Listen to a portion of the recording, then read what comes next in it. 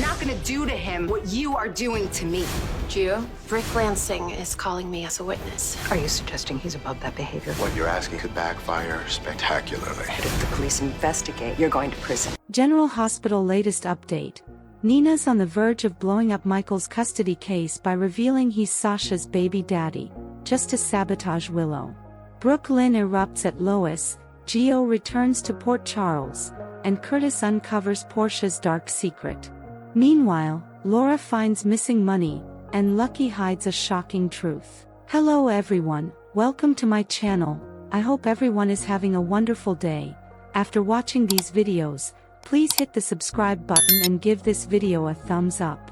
General Hospital. Nina considers betraying Willow in custody fight.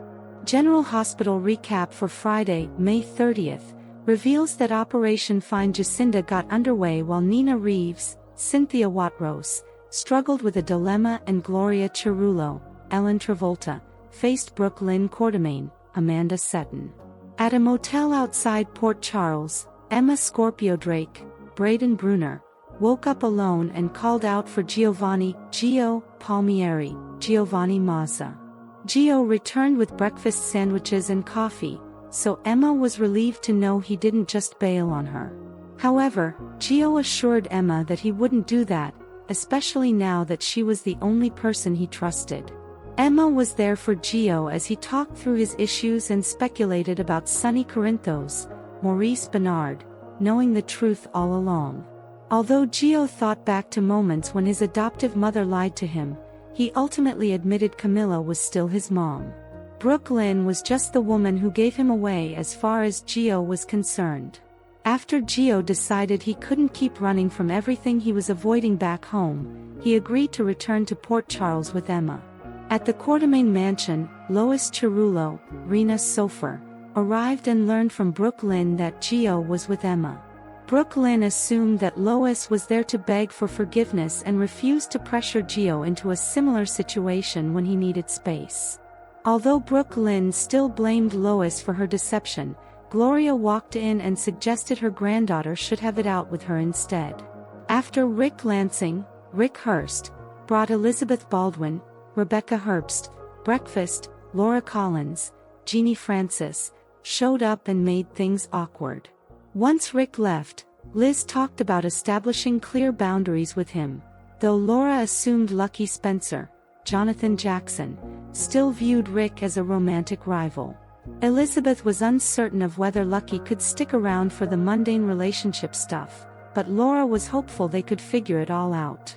At the law office, Alexis Davis, Nancy Lee Grahn, got Lucky and Christina Corinthos Davis, Kate Monsey, to walk her through everything related to Christina's attempt to eliminate Ava Jerome, Maura West.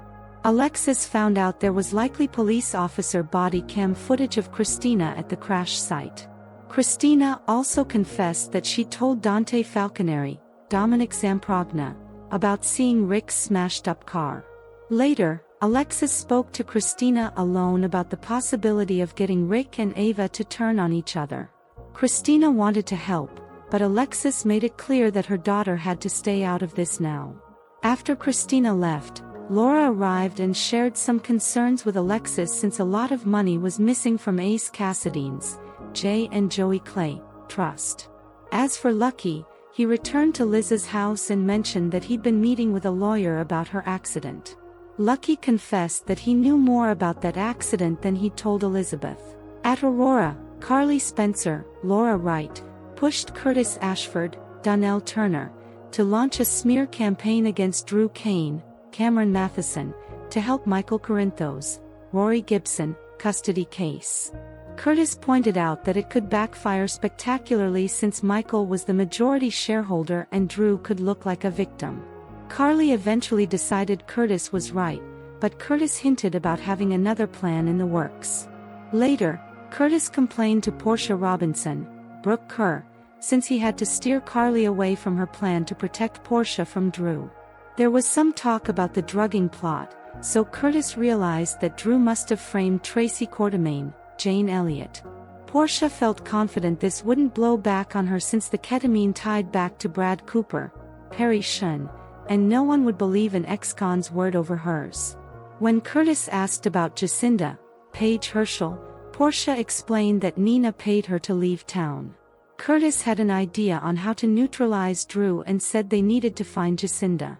At Carly's house, Michael hoped Sasha Corbin, Sophia Matson, could watch the kids during the custody hearing, but she couldn't since Rick Lansing, Rick Hurst, had called her to the stand. Sasha didn't see any cause for alarm since the questions at the deposition hadn't involved anything related to the baby. Speaking of the baby, Sasha felt it kick and put Michael's hand on her bump so he could feel it as well.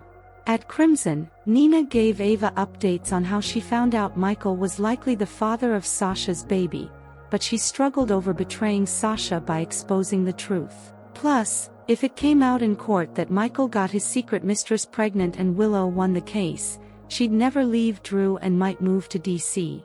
Nina admitted maybe Willow shouldn't get full custody as a result. However, Willow would be furious if she found out Nina knew about the true paternity and kept this under wraps. There were consequences no matter what, so Ava suggested Nina just had to pick the ones she could live with. When Rick showed up later, Nina hinted about not knowing what she was going to say in court. That confused Rick, who wondered if she had something new to add. Nina sat there pondering her dilemma as Rick awaited answers. GeneralHospital spoilers say Nina will have to decide whether she'll spill the real paternity news or bury it.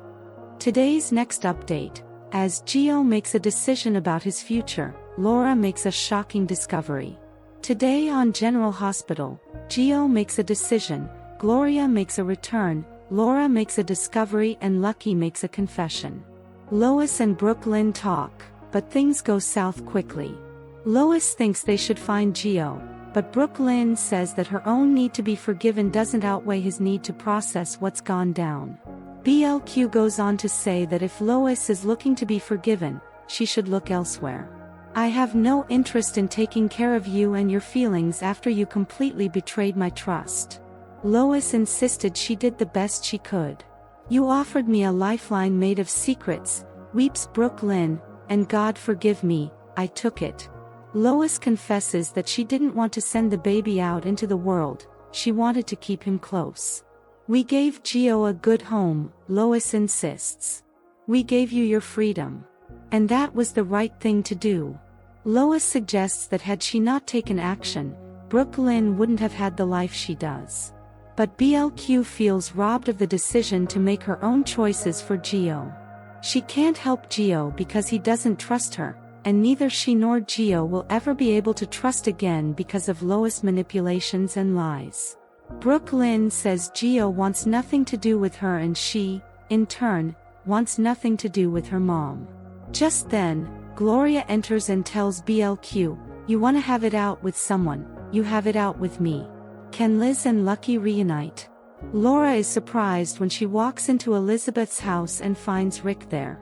When Rick excuses himself to get tea, Laura suggests to Liz that he'll swing by any time he knows Lucky is out of the house. There is so much talk of dragonberry juice, it feels like a paid promotion, but no brand is actually mentioned. Once Rick leaves, Liz assures Laura that while she and her ex will always be friends, she's definitely set boundaries with him. Laura says that Lucky clearly never fell out of love with Elizabeth, and that he no doubt sees Rick as a rival. Liz, however, has her doubts about the future. What do you do when you love someone and you know they are really good at rescuing you, but they're just not so good at the mundane day-to-day life stuff that makes a relationship work? Lucky is just like his dad, and Luke and Laura couldn't make it. What makes her and Lucky different, wonders Liz. Alexis takes a meeting with Christina and Lucky, laying it all on the line. If the police investigate the cut-break line, her daughter's going to prison. They discuss how many potential witnesses there were, and Christina admits that Dante knows she was on the scene. They come to the conclusion that the only real evidence is the car itself, which Ava bribed someone to hide. Alexis advises Lucky to stay as far away from the mess as he possibly can. Once alone with Christina, Alexis says their options are to find the car or get Rick and Ava, two greedy, disgusting, duplicitous people, to turn on each other. Christina immediately wants to help, but Alexis snaps that she needs to stop being so impulsive. Christina ponders turning herself in, only to have Alexis say that would devastate Molly. So if you're not interested in saving your own life, do it for your sister. Portia tells Curtis everything. Carly asks Curtis to use Aurora Media to remind folks that Drew is an awful human being, thus helping shore up Michael's chances of getting custody.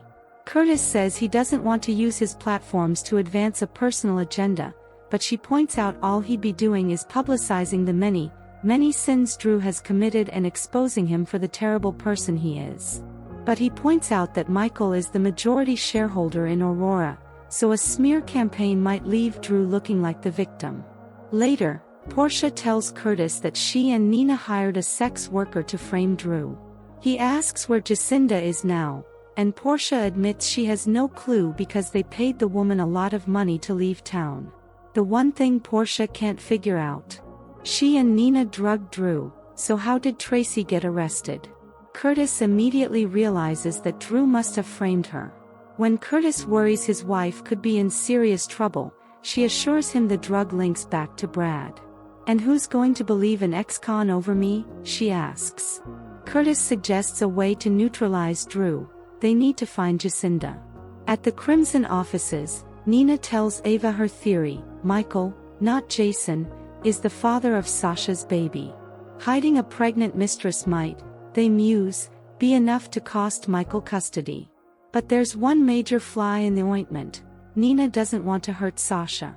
Ava, on the other hand, wonders why Sasha and Michael should get to keep their dirty little secret while Willow's entire life is out there on social media for everyone to comment on. They agree this is Drew's fault, and that if Willow gets custody of the kids, she'll never leave him. In fact, Nina thinks it might be best if her daughter doesn't get full custody, especially since Drew will obviously move Willow and the kids to DC the first chance he gets. Ava says that no matter what Nina does, there will be consequences. Her advice? Choose the consequences you can best live with. Michael has family time. Michael spends time with Sasha, asking if she'd hang with Wiley and Amelia while he's at the divorce hearing. She can't, however, because Rick has called her as a witness. They try to figure out why she's being called but can't come up with a reason, deciding that it's unlikely she'll actually be put on the stand. Maybe, Sasha reflects, if she'd told him about Drew and Willow kissing way back when, Michael and his wife could have worked through their issues and would still be together. Michael disagrees, saying he never knew the real Willow. I thought she was so good, so honest, by far a much better person than I was, he admits, meaning neither he nor Willow got to know who they were really with. Sasha says Willow threw away her marriage and deserves a jerk like Drew. Michael spends time with Sasha, the kids, and Carly. When they decide to go swimming, Wiley asks if Mommy can come, too. Joe's heading home. In a dive hotel, Gio looks at his phone and tells Emma it's blowing up.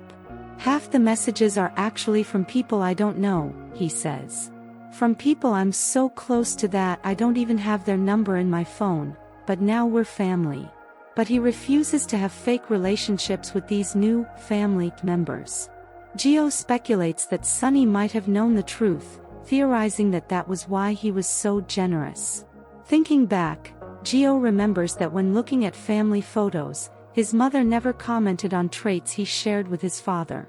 He also remembers Camila saying that having him saved her life. Emma suggests that his mom was speaking her truth, because having Gio come into her life after the death of her beloved husband gave her a reason to keep on going.